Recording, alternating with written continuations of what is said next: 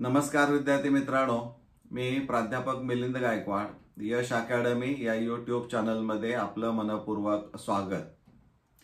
विद्यार्थी मित्रांनो, प्रवेशाच्या चौथ्या फेरीसाठी ऑनलाईन पद्धतीने अर्ज मागवण्यात येत आहेत। यासाठी आजपासून सुरुवात झालेली आहे आणि 29 जुलै 2025 सायंकाळी 6:30 वाजेपर्यंतचा कालावधी दिलेला आहे। आता या कालावधीमध्ये काही गोष्टींची आपण काळजी घेणं गरजेचं आहे।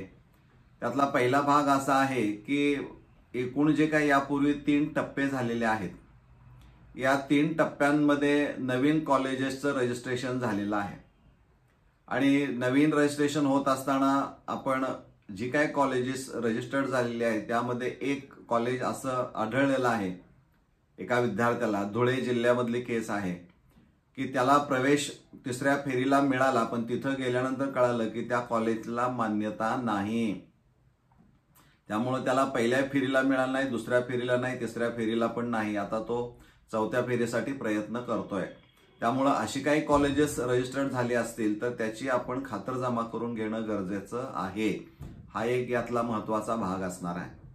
दुसरं, जे रिझर्वेशन मधून येणारे विद्यार्थी आहेत, या विद्यार्थ्यांच्या बाबतीमध्ये स्वतःचं नाव असणारं जातीचं प्रमाणपत्र जर नसेल तर असे विद्यार्थी आपल्या वडिलांचं कास्ट सर्टिफिकेट, जातीचा दाखला तिथं अपलोड करू शकतात।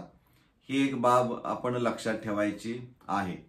यामध्ये आणखीन काही पालकांना, विद्यार्थ्यांना असं वाटत असतं की बस झालं, आता ऍडमिशन काय या सायन्स फॅकल्टीला मिळेल, आपण दुसरीकडे थोडंसं ट्राय करूया, तर शाखा बदलण्याचा ते विचार करतायत। म्हणजे पहिली शाखा 1-2 ट्राय केले, 3 ट्राय केले, आता नको म्हणून जर अशा विद्यार्थ्यांना किंवा पालकांची इच्छा असेल की आपल्याला शाखा बदलायची आहे तर आपल्याला शाखा बदलता येते आणि त्याचबरोबर मीडियम म्हणजे माध्यम पण बदलता येतं।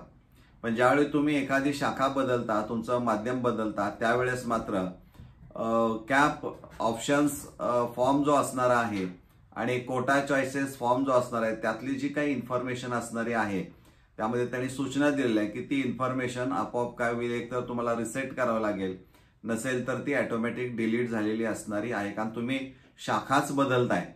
त्यामुळं पुन्हा ह्या गोष्टी तुम्हाला त्यामध्ये ऑप्शन फॉर्म जो कॅप ऑप्शन्स पार्ट 2 असेल किंवा कोटाचा असणार आहे, चॉईसेस फॉर्म 2 आपण म्हणूया, तर ते पुन्हा नव्याने तुम्हाला सगळे व्यवस्थित भरावे लागणारे आहेत।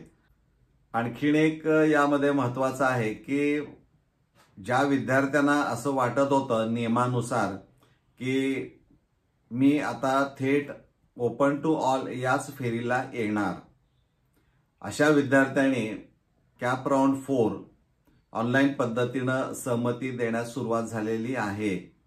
अशा विद्यार्थ्यांनी ज्यांना असं वाटतंय की मी कॅप म्हणजे ओपन टू ऑल या फेरीलाच येणार होतो, तर ह्या सगळ्या विद्यार्थ्यांनी आज प्रयत्न करून बघायचा आहे की यांचं लॉग इन मधून गेल्यानंतर तुम्हाला ऍप्लिकेशन फॉर्म पार्ट 1 एडिट करता येतो का, गरज असेल तर, आणि त्यानंतर कॅप ऑप्शन्स पार्ट 2 जो असणार आहे उच्च माध्यमिक विद्यालयाचा प्राधान्यक्रम मध्ये तुम्हाला पाहिजे तसा कट ऑफ आणि व्हॅकन्सी लिस्टच्या आधारे तयार करून भरणं, लॉक करणं आणि त्याची प्रिंट काढणं, ह्या गोष्टी तुम्हाला जमतायत का बघा। जमत असेल तर कमेंट बॉक्समध्ये तुम्ही तसं आम्ही प्रयत्न केला, यश आलं म्हणून सांगायला काही हरकत नाही। म्हणजे हे एक बाब आपण लक्षात घेणं गरजेचं आहे। धन्यवाद।